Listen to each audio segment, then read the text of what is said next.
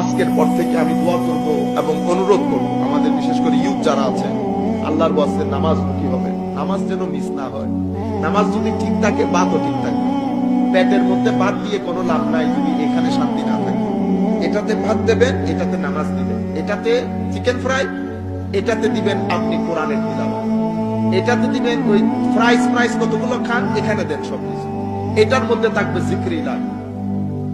চেষ্টা করবেন ওযুর হালতে থাকতে পারেন কিনা, তাইলে অনেক ধরনের ফিতনা থেকে বেঁচে যাবেন। আপনারা অনেক সময় জিজ্ঞেস করেন না, হুজুর কিছু একটা বলেন যেন গুনাহ থেকে বাঁচেন।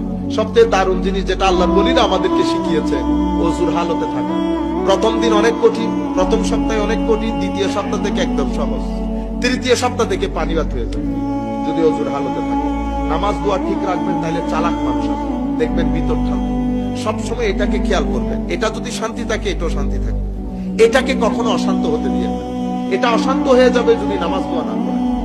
এবং চেষ্টা করবেন সমাজের মধ্যে ফিতনা সৃষ্টি না করতে। ড্রাগ ডিলিং, এই ইফটিজিং, তারপরে কোন মানুষের ছত্র ছায়ায় থেকে এরে লাঠি নিয়ে দৌড়াইতেছেন, ওরে লাঠি নিয়ে, এগুলা করিয়েন না। কেন? কারণ আপনি বেশিতে করতে পারলে 5-7 বছর করতে পারবেন, এরপরে উত্তর দক্ষিণ হয়ে যাবে।